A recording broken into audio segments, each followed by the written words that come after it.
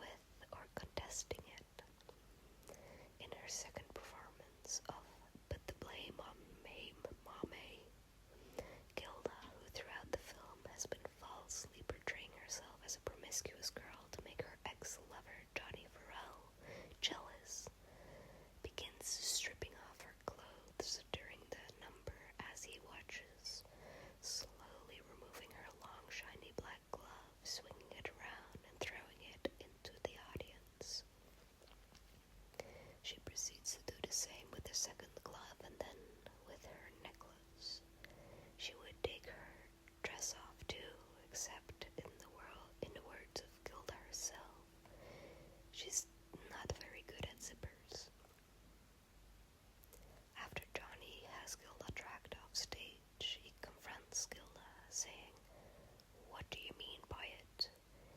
He cannot comprehend the meaning behind Gilda's striptease. He then slaps her, oh my god, and storms off. Shortly after, Detective Maurice Obregon clarifies the situation for Johnny. He states, Gilda didn't do any of those things you've been losing sleep over. Not any of them. It was just an act, every bit of it. And I'll give you credit. You were a great audience, Mr. Farrell. The important point to make here is that Gilda has only been acting promiscuous. Her performance is specifically designed for Johnny to see, and the fact that Johnny is unable to read the falseness of her performance, both on and off stage, reveals how Gilda uses the language of the patriarchal structure, her image as spectacle, to practice the theories of feminism. She voices feminism through her performance by rendering it unreadable to the male subject that objectifies her, redirecting the power of patriarchal structure to herself, the object. Feminist film theorists might contest this claim. Mary Ann Doan, for example, suggests that the femme fatale is not an exemplary model for feminist film theory. She argues, ellipses, the femme fatale is situated as evil and is frequently punished or killed. Her textual eradication involves a desperate reassertion of control upon the part of the threatened male subject. Hence, it would be a mistake to see her as some kind of heroine of modernity. She is not the subject of feminism, but a symptom of male fears about feminism. Nevertheless, the representation, like any representation, is not totally under the control of its producers, and once disseminated, comes to take on a life of its own. End quote. Here, Doan is suggesting that the femme fatale is more powerful as a figure that reveals that there is a patriarchal structure in place, one that gives priority to the male subject, than as a figure who shows how to speak from within that structure. She claims that the femme fatale should not be seen as some kind of heroine of modernity, but rather a symptom of male fears about feminism. And while the femme fatale certainly can be seen as a symptom of male fears about feminism, by the way she is often destroyed by the end of the film, signifying the reassertion of control upon the part of the threatened male subject, I would suggest, as Doan begins to suggest here, that her representation, like any representation, is not totally under the control of its producers, and once disseminated comes to take on a life of its own. There is a possibility of more than one interpretation of the femme fatale. In the case of Gilda, she is speaking a language indecipherable to her male subject, Johnny. It is indecipherable to Johnny because he is unable to know for certain which performance is the real one, her act on stage as a stripper, or her act off stage as a promiscuous girl, because she is always acting for him. For example, in one scene after Gilda tosses her cigarette in the direction of a passing guest at the casino, the guest tries to persuade Gilda to have a drink with him by commenting that the cigarettes landing on him means we're gonna have a drink together. She immediately responds by saying no, but seeing Johnny headed their way, she recants, on the other hand, I'd love to. Johnny doesn't know that all of this is an act because Gilda doesn't want him to know. The question is, why is Gilda always acting for Johnny? And why can't he see it as that it is all an act? The answers to these questions reveal Gilda as a heroine of modernity. By causing this tension for Johnny, Gilda prevents the satisfaction of his desire to control her. Gilda successfully uses her objectification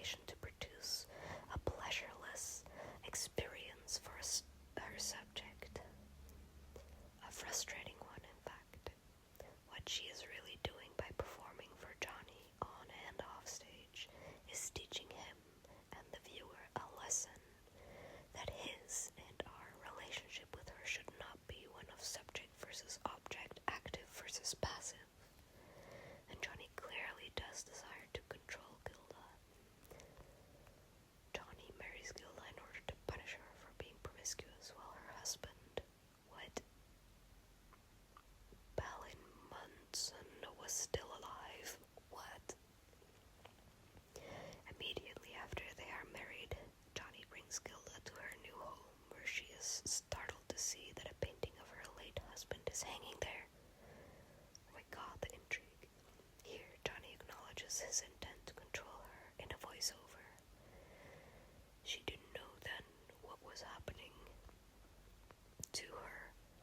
She didn't know then that what she heard was the door closing in on her own cage. She hadn't been faithful to him when he was alive, but she was gonna be faithful to him now that he was dead. Johnny gets Gilda all wrong. First of all, he was mistaken about her infidelity. It was only an act. Second, he claims Gilda as his object, a possession that he will keep in a cage, denying her independence. Here he is being faithful to his dominant position in a patriarchal structure that gives all of the power to the male subject. But when Gilda performs, put the blame on Mame for Johnny. Stripping off her attire, frustrating him to the point where he slaps her, she is revealing that there is a gap in the structure where she can show the male subject that it is a more pleasurable experience for both her and him when the woman is an active subject rather than a passive object. According to Duane, this gap in the patriarchal structure that Gilda reveals is an interpretation only made possible through the feminist theoretical discourse that emerged long after the film was produced. She suggests that the incorporation of female spectatorship into cinematic discourse, a perspective that focuses on the female viewer's identification with the images on screen instead of the male's desire for the female as an object on screen, is what allows gaps, outlets, blind spots, excesses in the image to express a feminist answer to the masculine structure. She writes,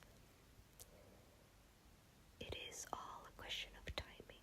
Feminist critical theory must be attentive to both the temporality of reading and the historicity of reading. What has to be acknowledged is that there are, in fact, constraints on reading, constraints on spectatorship, social constraints, sexual constraints, historical constraints. If there were no constraints, there would be no problem, no need for feminist criticism. The difficulty is to hold on simultaneously to the notion that there are constraints and to the notion that there are gaps, outlets, blind spots, excesses in the image to keep both in tension. In space tension." End quote.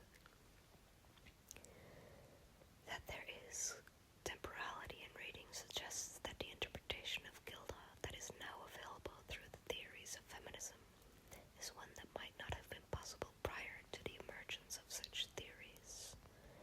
Even though the gap Gilda reveals already existed, it could not be interpreted as voicing feminism prior to the emergence of this theory.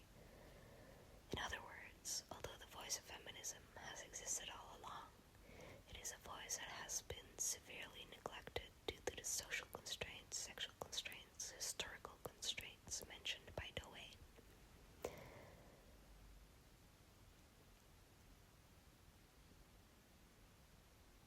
Feminist theory, and specifically feminist film theory, should concern itself with investigating these gaps, outlets, blind spots, excesses in the image, such as the one revealed by Gilda, to achieve a different perspective from which to view women in film, not as passive objects, but as active subjects, placing them on equal terms with their male counterparts. How would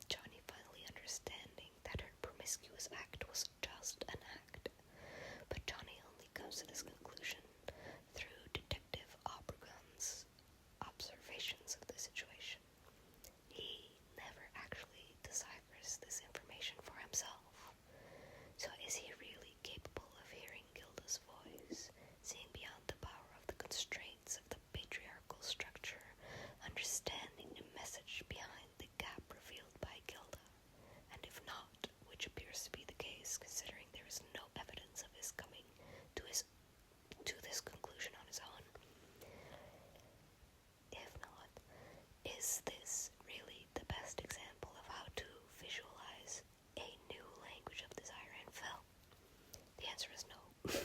Lemme merely offers an example of how to use the neglected voice of feminism through her act that frustrates the male subject into becoming unable to decipher it. She does not offer the male subject or film theory any solution for how to hear her message. For this, we must turn our attention towards another film noir, Frank Duddle's 1942 This Gun for Hire, and another femme fatale, Ellen Graham.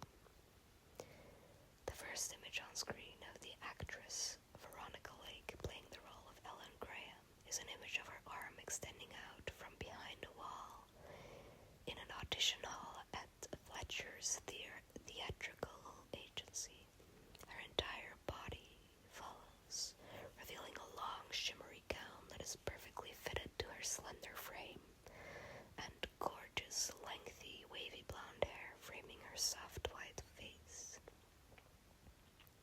This is the grand entrance Ellen makes for her audition. She proceeds to perform magic tricks as she sings. While singing Now You See It, Now You Don't, she makes billiard balls, cards, and herself, among other things, disappear and then reappear again, while singing lyrics that seem to suggest that women's love is very inconsistent. She sings, "Have you ever seen the love lights in a lady's eyes, and then suddenly watch it vanish away?" at the start of her performance. Throughout the remainder of the song, she repeats the chorus of the song, "Now you see it, now you don't, that's love." With this performance, Ellen is auditioning for a position that places her as an object meant to satisfy the desire of the male subject, a typical role for a woman in a film or society structured by patriarchy. Yet through her lyrics, Ellen suggests that you can see love lights in a lady's eyes and then suddenly watch it vanish away, which positions the woman in the role of control. It is the male subject who is at her mercy. She holds the ability to show love lights and then make it vanish away. The fact that Ellen's performance is clearly meant to objectify her does not necessarily mean that she is not in the position of power. As in Gilda's musical performance, her ambiguity gives her more power than her male subject, who fails to decipher the meaning behind the patriarchal discourse she speaks. But what happens when the subject fails to adhere to his position in a patriarchal structure, fails to objectify the object? Ellen is not objectified by Philip Raven, the male protagonist in the film who kidnaps her after both the police and the men who hired him to kill a blackmailer begin tailing him. At all. Is not objectified by Philip Raven at all. And he won't let her use her objectification, her skill of ambiguity, to subvert his power. Raven rejects her femininity, whether it is real or an act of femininity. When she places her hand on his shoulder and tries to reason with him, Raven reveals that he is onto her seductive act, shaking her hands off of him, saying, "Come on, take your hands off me. Button up, will ya? I'll take care of Gates my way." Raven clearly shows no desire to objectify her. He sees right through her ambiguity, realizes that her femininity can be used to control him if he falls into her trap. But the following morning, he strikes a deal with her, one that is made on both of their terms without the need for her to act ambiguous. She will help him escape as long as he retrieves the chemical weapons that Gates possesses, so that no harm can be done with them. He is practicing feminism by resisting the desire to objectify her, and instead attempting to communicate with her through the patriarchal discourse offered to them, a message that is indecipherable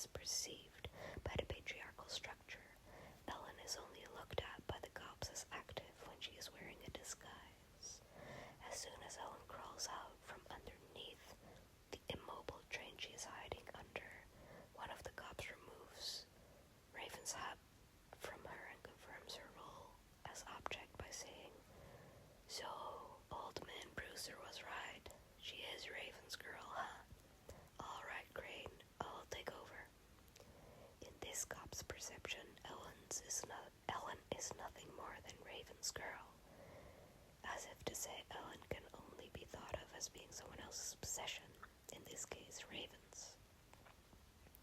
But if Ellen is perceived as active when she is wearing the disguise, then how can she so easily revert back to being passive once it is removed? There seems to be a